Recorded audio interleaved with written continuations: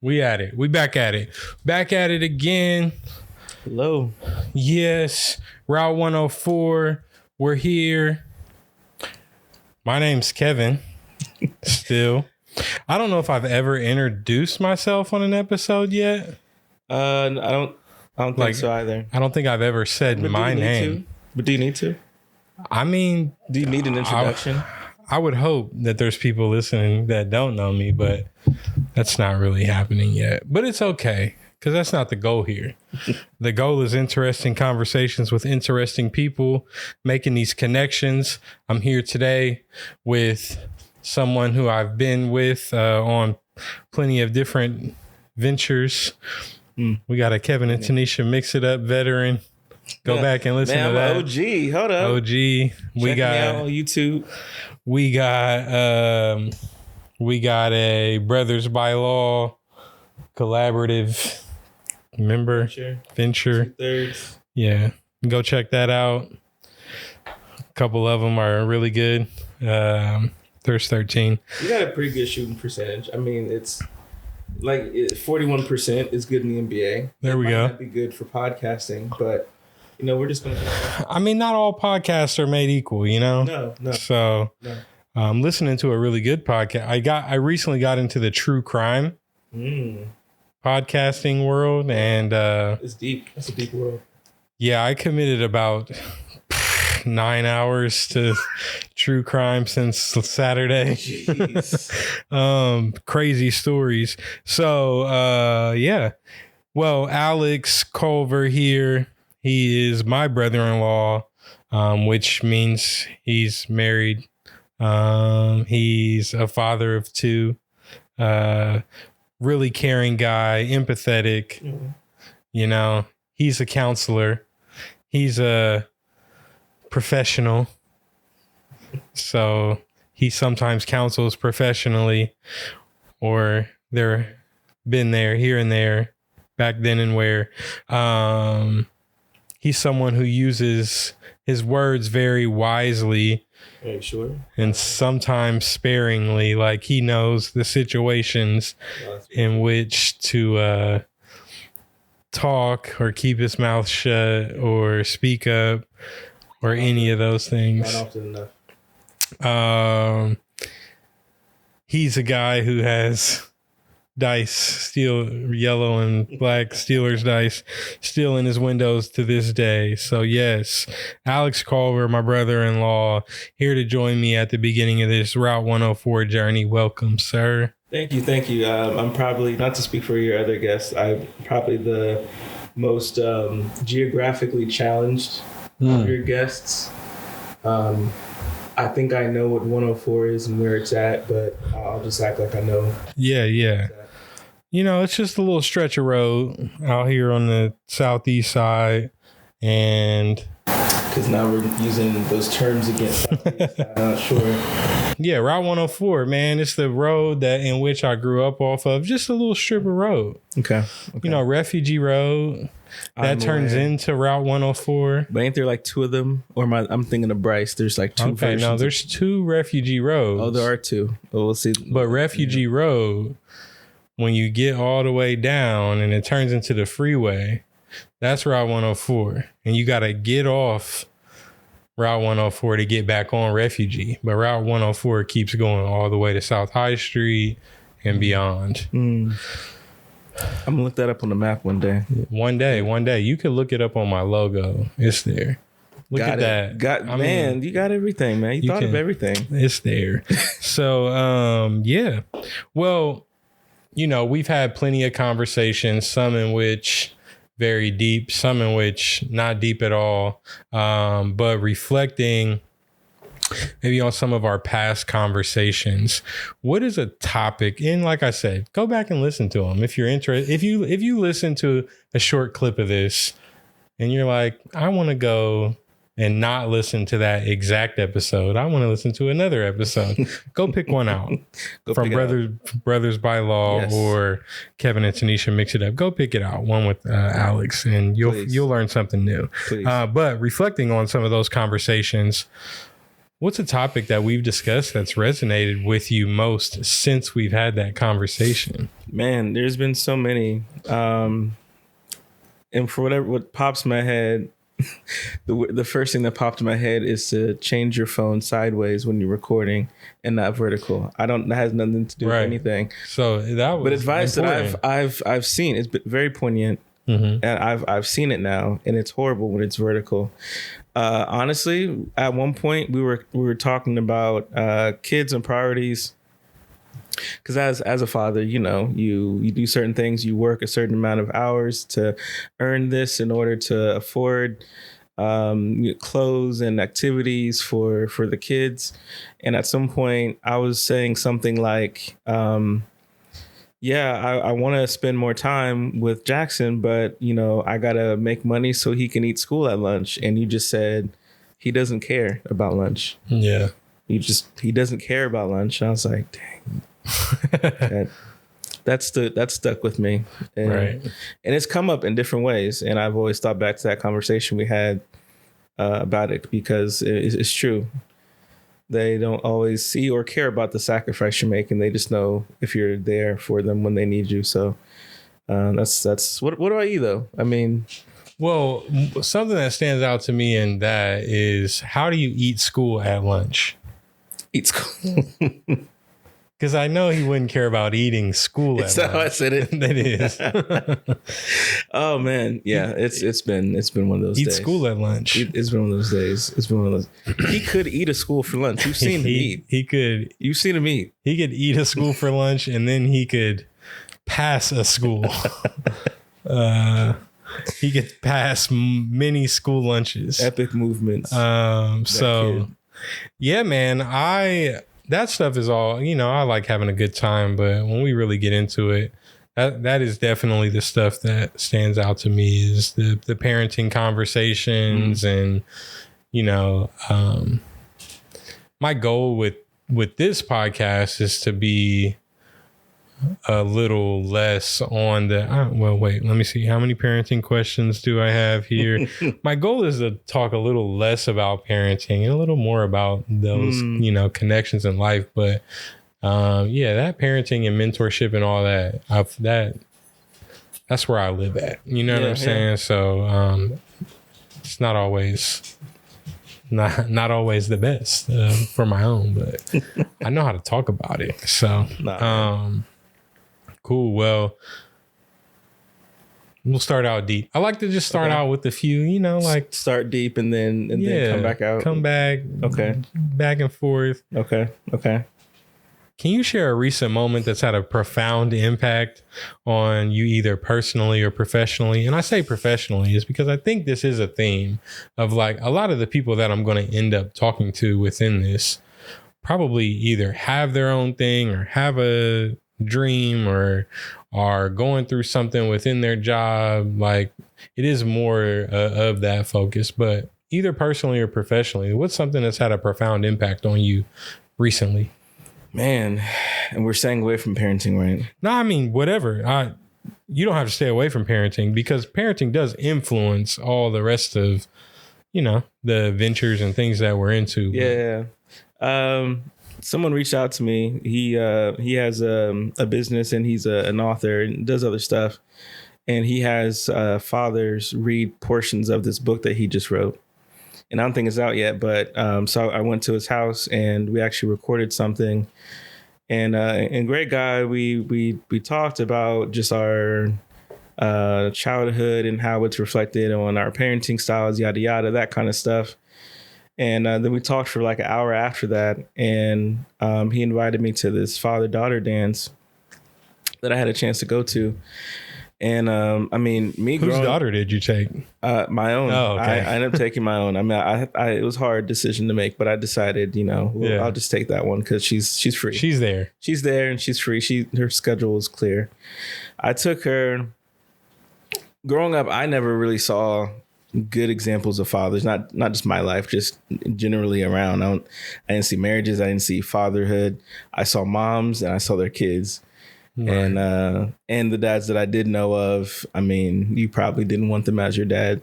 So I go to this definitely dance. Not at a father-daughter dance. I mean, I went to this dance, and don't get me wrong, I thought it kind of looked like a Detroit Players Convention because like you saw the hats, you saw some people in like, you know, some suits and stuff like that. I didn't know exactly where I was at, and some of their older daughters had like the fur. I don't know really where I'm at.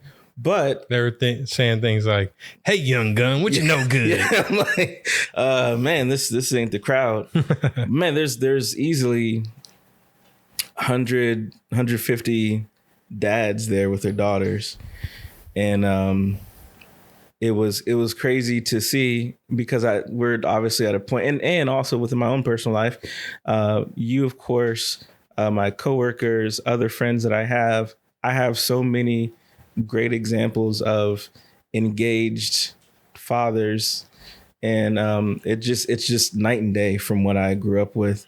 So that, I mean, I was taken aback just by seeing it physically in front of me, how many people are out there, and it just inspired me to go further with that and do what I can to further that and make the best life that I can for my kids. And so, I mean, most recently that's probably been the biggest thing for me. Just challenging myself to reconsider what that looks like. But yeah, that's. Well, you're doing a great job. I can tell you that much as a dad, you could tell just by watching how much your kids love you and how much your wife tolerates you. So that's a good litmus test. How much can she tolerate you? Yeah, keep it up. And my dog decided to have dinner just now, so I'm glad we got in. I'm glad he chose this minute to have dinner and not while the washer was going and we were waiting to get started. But if you hear that in the background, shout out to Bo. So next question. So what's something that you've been particularly passionate about lately? Something that sparked your interest? I've been really big on trying to learn new skills in lieu of not scrolling as much. I'm trying to take away the whole scrolling thing. So I figured if I spend 30 or so minutes a day scrolling through something, if I can replace that in learning a skill, what would that be? I've tried true crime. I've tried with books. I truly have tried. I just fall asleep. It's the greatest sleep medicine for me. And not saying it's over forever, but for right now. So just trying different things. I just got into coding. So there's a little app that and you can learn how to code. And I'm like, all right, well, if I do this X amount of minutes a day to replace me hopping on Instagram, because when I go on Instagram and TikTok, I go deep, like a deep dark hole. And then I mix YouTube in there. You know, it gets nasty. So not trying to waste my time. Yeah. Learn something instead. Keep your brain engaged and, you know, elastic and stuff. So I've been big on that, trying to make the most out of the time that I have because we've little time.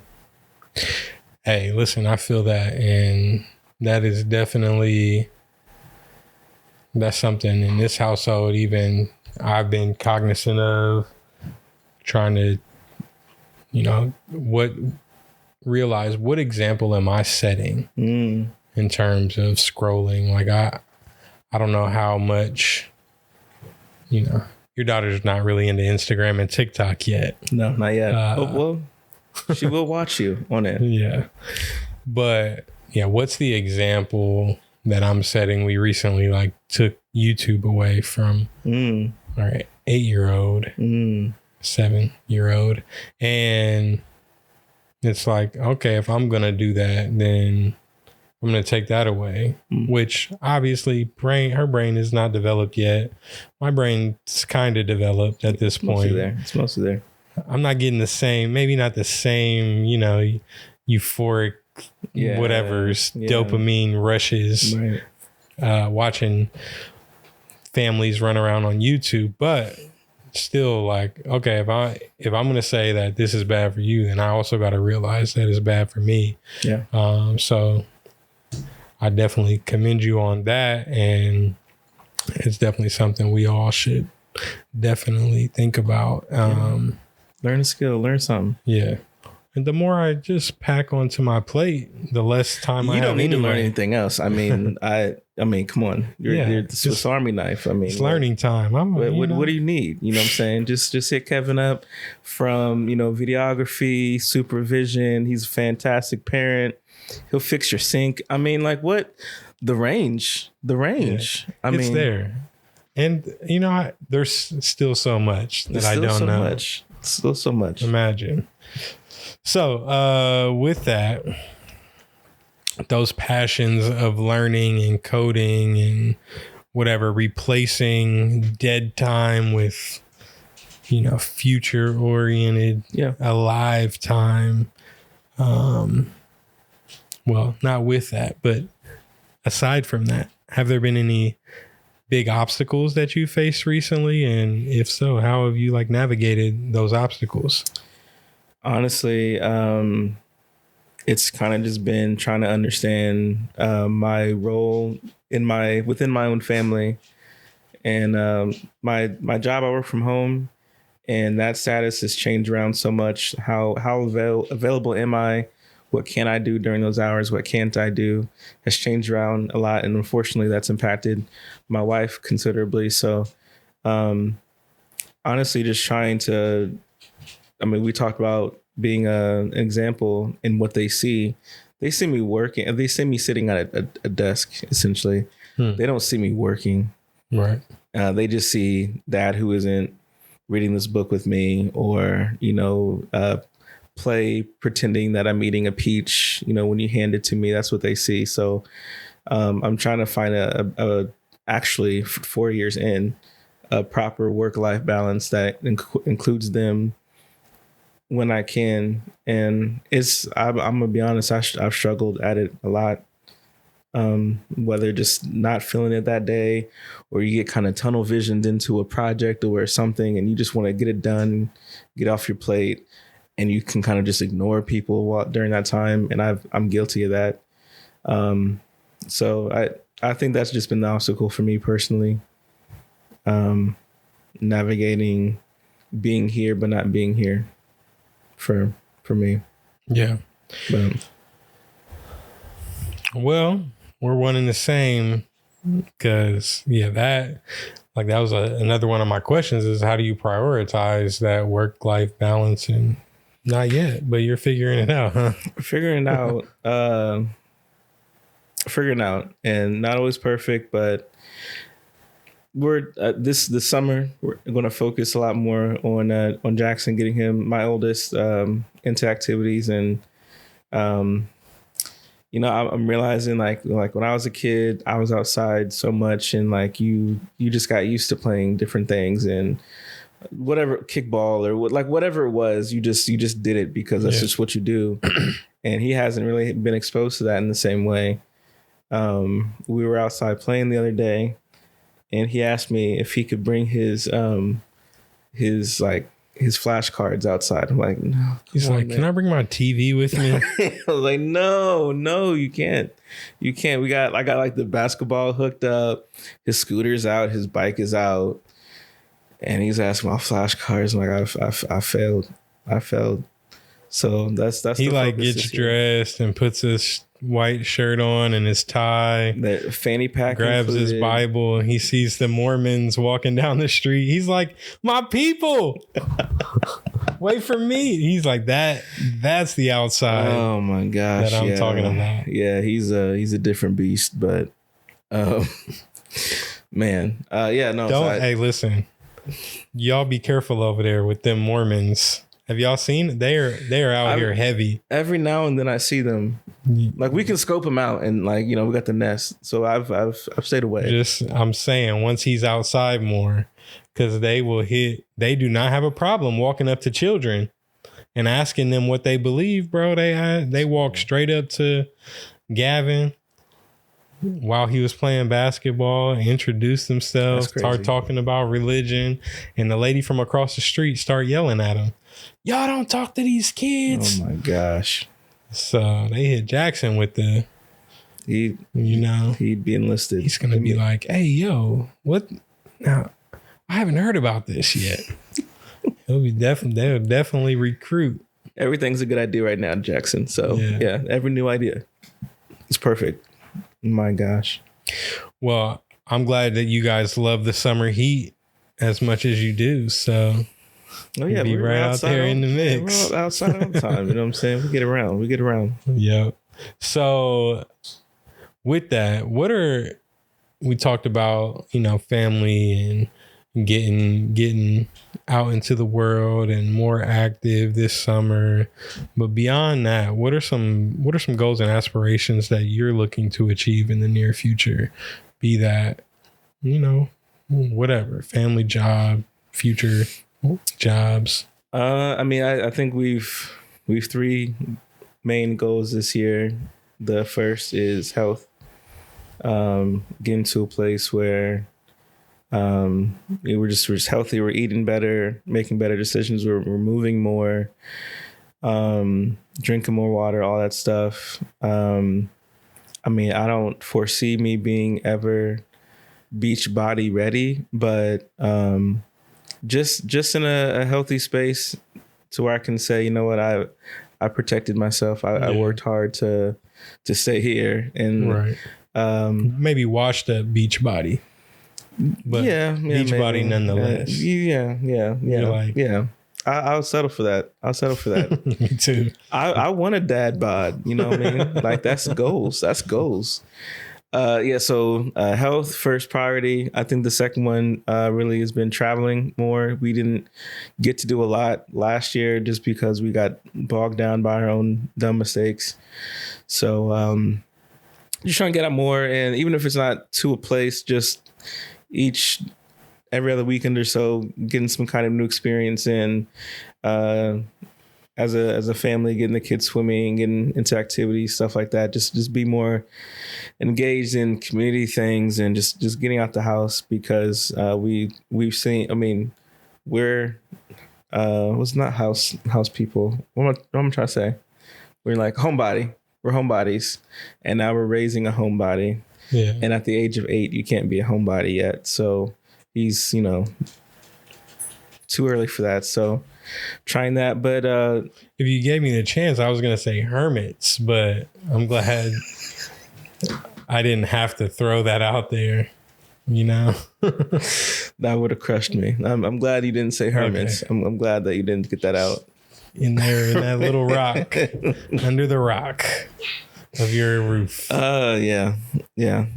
Too comfortable. Also trying to start a private practice this year, and that's been in the works for 5 years now, seems like. And I would like to do it sometime before my license expires. So get all the business stuff together, get my work life. And that's largely when I want to get my work life balance together so that I know what I can get into with that. But I don't know, just a lot of goals. And I don't know if it's all going to be this year, but just making a right step in one of those directions would be everything, really. So when you say your license, what is that license? What is your work life? What is this private practice that you speak of? What would you privately be practicing? Because I used to be really into a show called Private Practice, where they were all like 3 different areas. One was like a doctor and one was like I know what you're talking about. I got you. I'm a licensed professional counselor.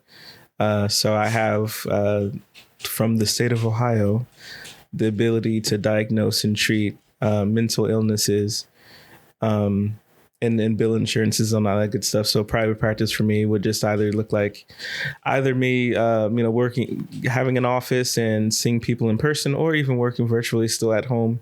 But getting just a couple of clients, getting into that routine of turning my brain off and just listening, which I'm also concerned about. I work mostly I work entirely for the state right now, and it's a techie job, and I love what I do, and I love the people I work with, but it's not what I'm in school debt for. So I figure it never is. Give it a shot. It never is though. So private practice, counseling, these ideas about starting this up, these new family goals. Does growth or the idea of it motivate you or scare you, or a little of both? I want to say a little bit of both, but I'm if I'm being very honest, I think it scares me more often. I mean, you've heard of imposter syndrome, right? Yep. And I'm diagnosed myself years ago. I'm grade A imposter syndrome, and it's shown up in different times in my life, not just me as a counselor, me as a parent, me as a supervisor. And what I've appreciated in having opportunities for stuff is you get to see like, all right, no, you're not bad at that. You actually are pretty good at this, or doing things that challenge you, and kind of just shows you what you can do when you really put your mind to something. And I've had the chance to experience that, but I still kind of get into that path of like, all right, but if I try this over here that I haven't done in years, then it's going to be all bad. I'm going to lead somebody down. I'm going to not say the right thing.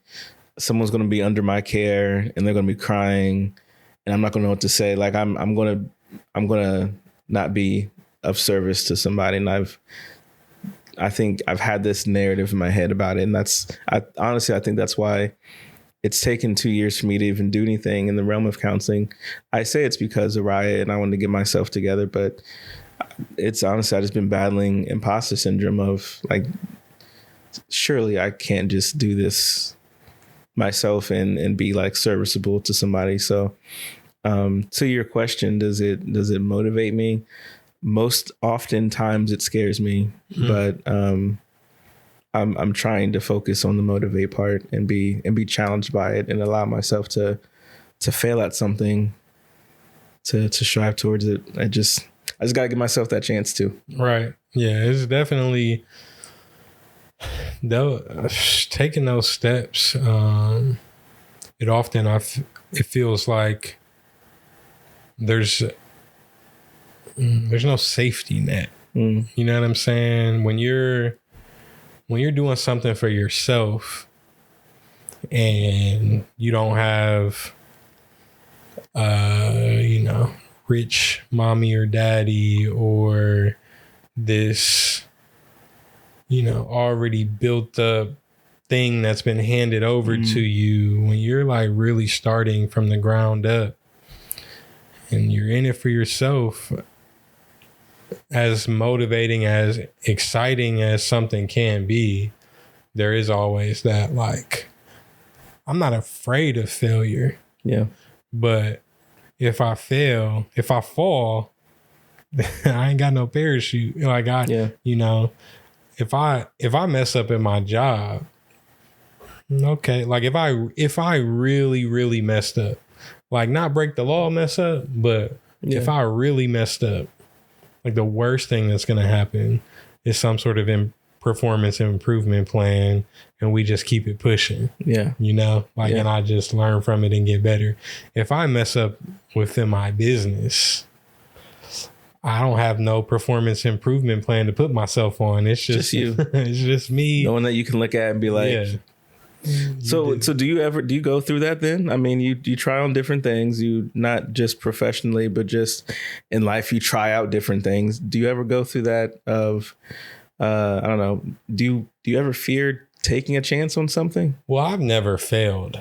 No, I'm just, bro, I'm always I've feared, if it may not be imposter syndrome, but for some of the stuff, like it's, what if I'm not good enough? Like there's things that I know I'm good at. I know I'm good at the work that I do. But when I start DJing, that's a new skill.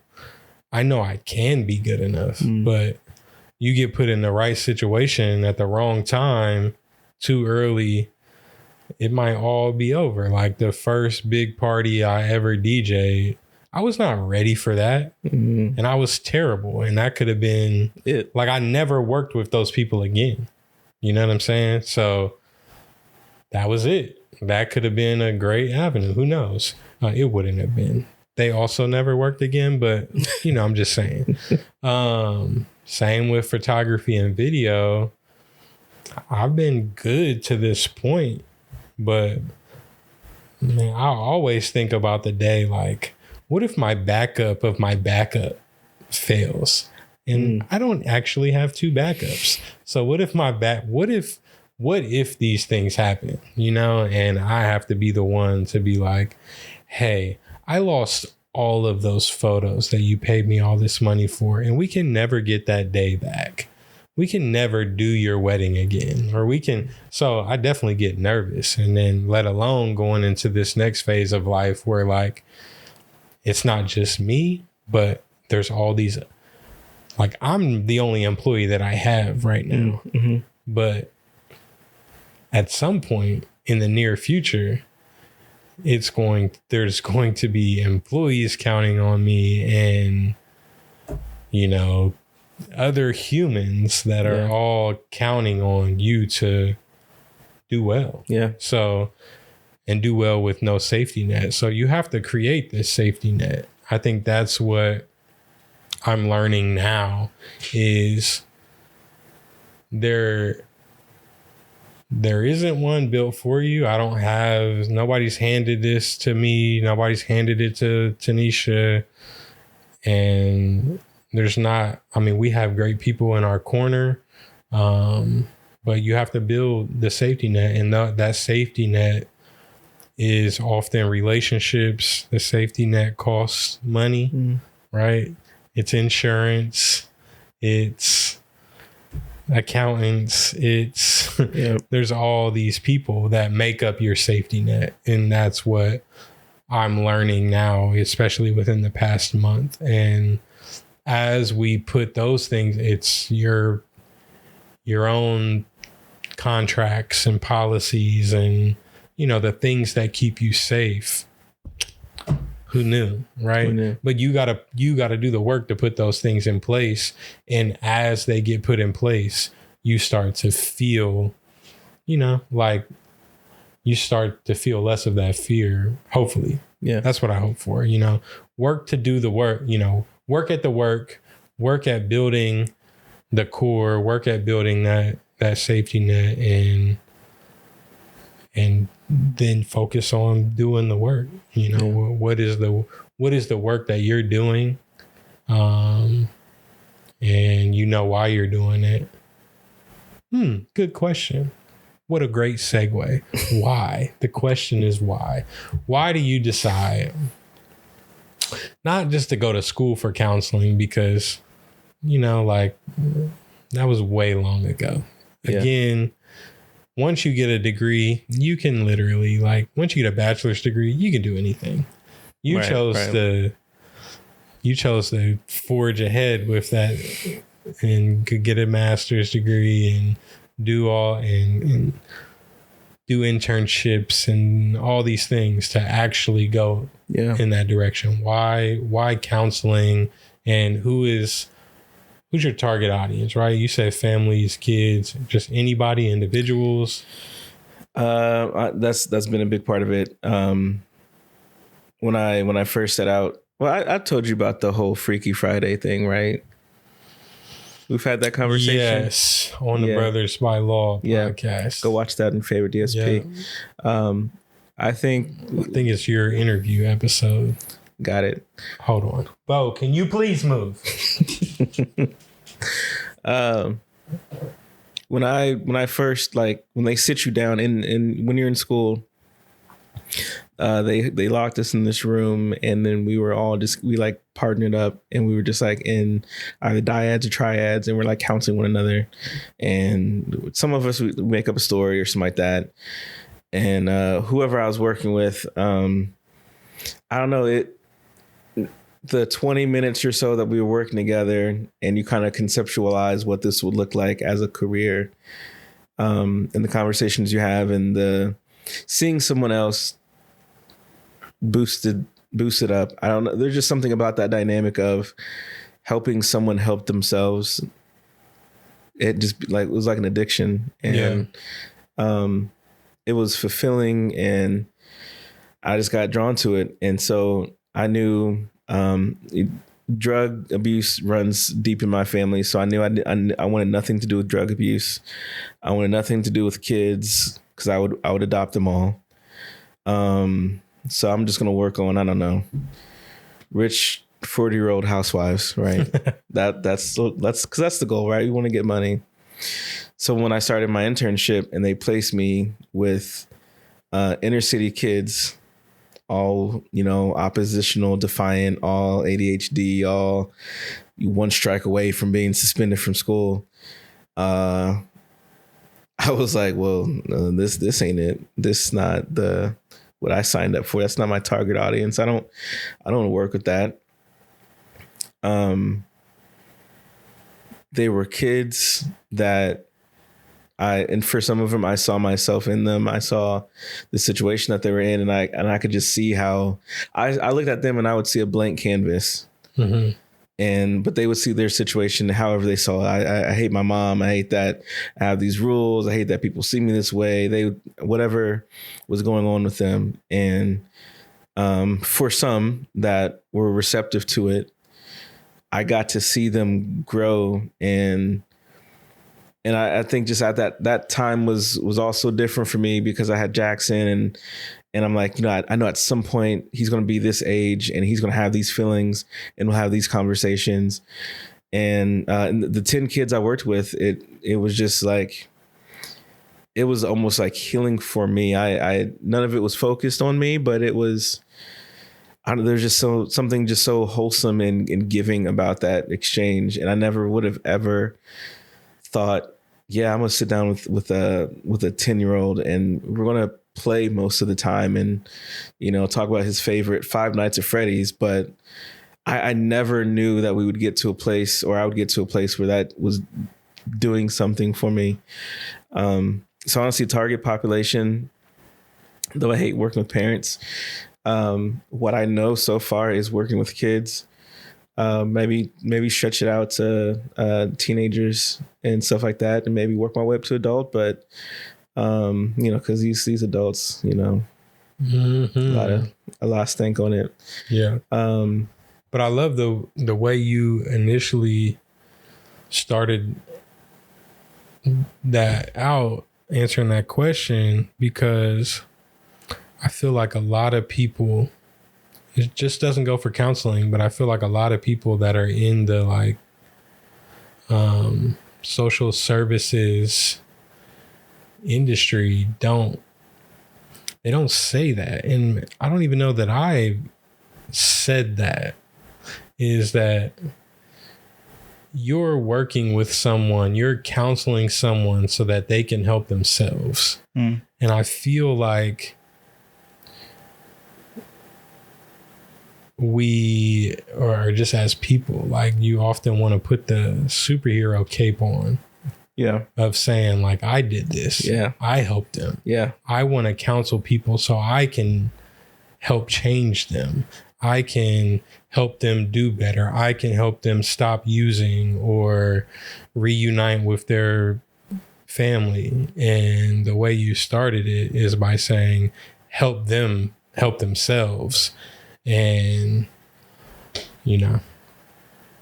I learned we'll be humbled real quick. And it's been like you've had friendships or relationships with somebody, you're dropping gems on them. You're like feeding into them so much.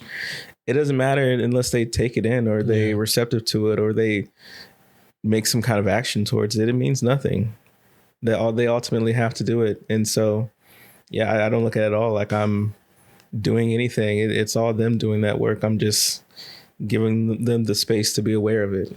Did you learn that at some point? Or because, again, you get into psychology and counseling, like, was your initial thought, like, I want to help people? Yeah. And then that transition to, oh, wait, like, I can only do so much.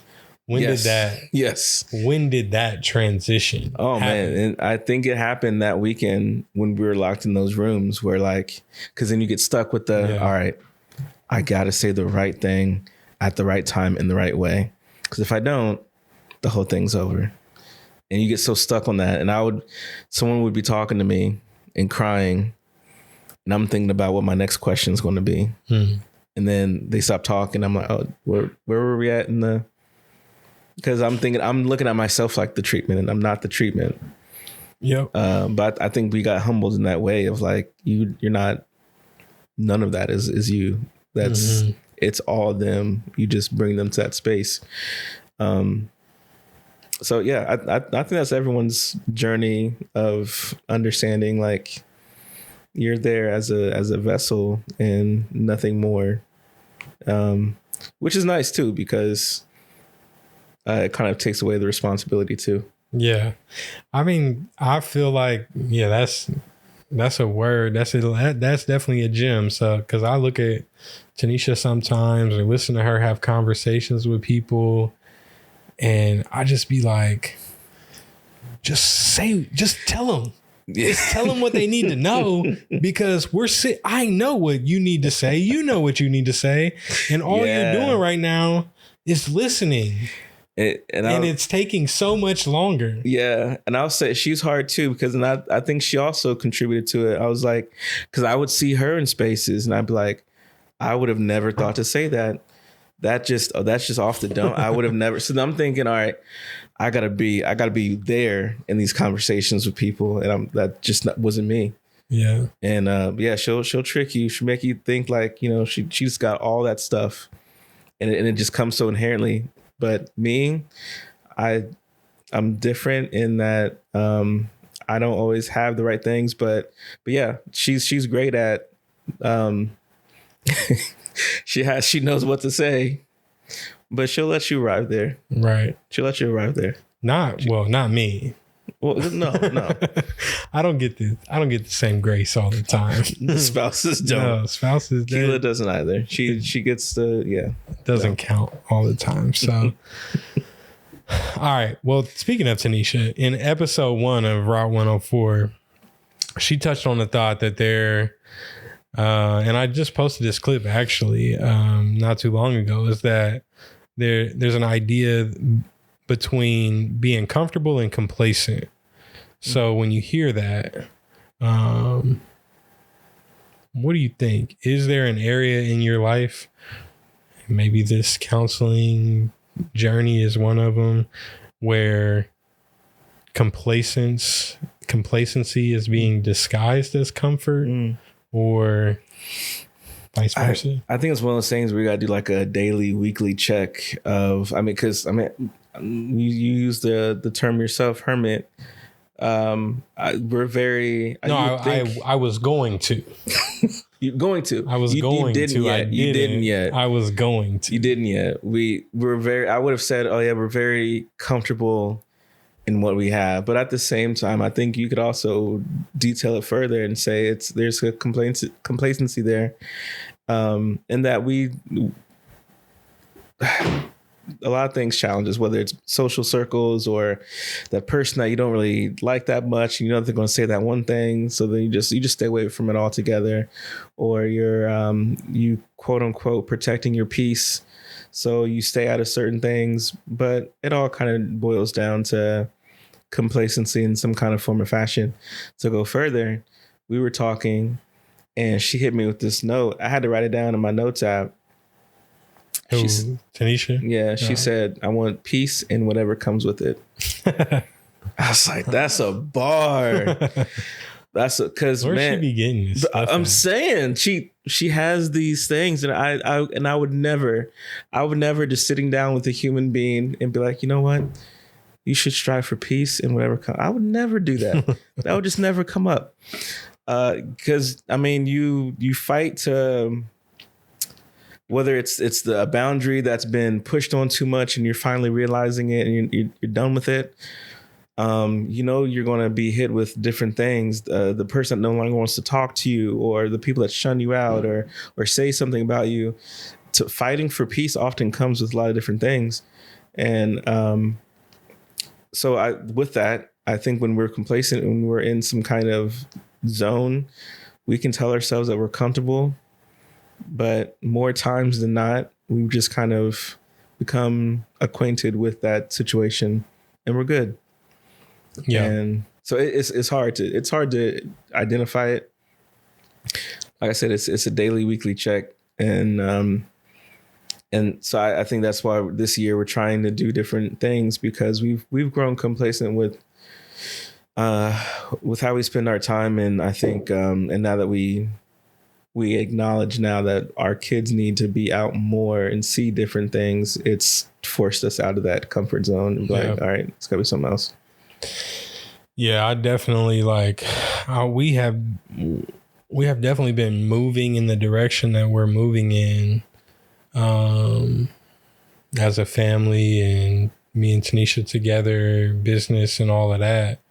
But, you know, we recorded that episode in January or mid-January, and that was something that really stuck out to me because,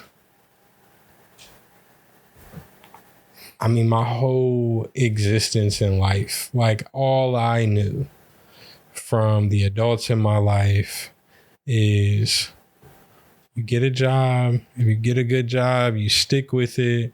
You know, my wife has been bucking that trend, but it's always been like, yeah, but you're the outlier. Yeah. Like, I got a good job. Yeah. Even if it don't pay amazing, like, I'm comfortable, like nothing.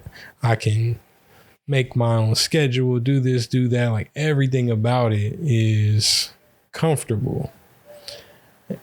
And if I own my own business, I think I can make my own schedule too. So maybe that would be comfortable. If I step out over here and somebody wants to pay me this amount and I can tell them this is what I want to come do this. Yeah. I need flexibility. I would be comfortable there too. So if I could force, you know, use my skills and talents and whatever to be comfortable in any situation, it must mean that I'm complacent in this one.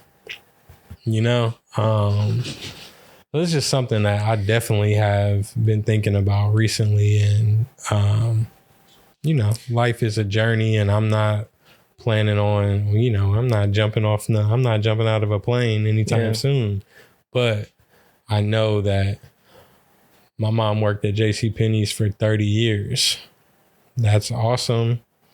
Maybe there was more out there. My dad did one thing, you know, and that, you know, our parents, they find a job, they get up, pack their lunch pail and go to work. You know what I'm saying? And I don't know why they maybe didn't want more, those mindsets weren't available, but it's a generational thing. And honestly, I mean, you think about it, our identity is led often by our vocation. You introduce yourself. Many people would also, like, for some reason, inch in there what they do.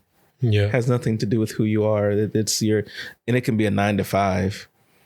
I'm a cashier at McDonald's, like, but that has nothing to do with your identity. But we introduced it there because we have this concept that your vocation is a part of your identity and vice versa. So I think our trend of like changing jobs every so often, that just wasn't a thing back then, because once you get a job, you keep that thing. I've had 11 jobs too. This is, I think, the longest I've been at a job where I'm at right now. And it's only been like 4 or 5 years. So I get it, but it's just a change in times, but yeah, buddy. Well, I know you got the skills, you got the technique, the wherewithal, the want to, the drive. You just got to tap into it to do whatever. And, you know, I think that for so many of us, that's the biggest part of it is not having somebody else to tell you like, you got this, or let's make this jump together. You know, we about to be out here, you know, just having somebody else to believe in whatever it is that you want to do, even if it's not something they know how to do, you know, and not feeling judged by the idea of giving up on a sure thing for something that could be great, could be a lateral move, could be, you know, but not factoring in that this thing that could be great or this thing that might not end up, it's my thing. And that really matters more than anything. So, feeling that support, man. I definitely want to, with my mindset shift, I'm definitely pushing and trying to find ways to continue to support others in whatever journey that they're on. So I'm trying to keep up with my brothers-in-law, man. My brother-in-law's got that entrepreneurial spirit. Always, man. I'm trying to tap into that. Yeah. We gotta see us make some money first. So I'll look at somebody else until I start making money. Don't put that on me. Well, to wrap this up, based on your experiences and what we discussed tonight, what's a takeaway or piece of advice that you just like to share? Be patient with yourself. Allow yourself to, and I'm talking to myself, Alex, be patient with yourself. Allow yourself to make mistakes. And I know a lot of us, because we're so aware of what everyone around us is doing 24/7, the vacation they took, the baby they had, the job they just got, the car they just bought, the home they just moved into. We're constantly comparing ourselves to where we are and where we should be. Be patient with yourself. Janet had a baby at 60 something, Yep. Just when you're at work and you're like, man, I should be moving up. Just think, Janet had a baby at 60 something. Age is nothing. It ain't. And LeBron just scored 40,000 at 80 something. 40,000. So. He set another record last night. What was that one? Whatever his new point total is. He said he's the first to get to it. Yeah. Every night from now on. Every night. Yep. New goal. Well, the only bad thing is that, Caitlin Clark just moved into first place in college basketball history, men and women. Man. Unfortunately, LeBron, he's in last place. Really? Yeah. Oh, yeah, because, So, right. It's a record that can never be broken by LeBron. Never. But just imagine LeBron played 4 years in college before going to the NBA. He's still got about 4 or 5 years left in the NBA. So he could still get to 40,000. Still. You know what I'm saying? He could still, but he could also be the all-time leading scorer in college too. He for sure wins 3 national championships. Oh yeah, it's not even close. So it's not even close. At the end of the day, be more like LeBron. Yeah. Be more like LeBron. Peace.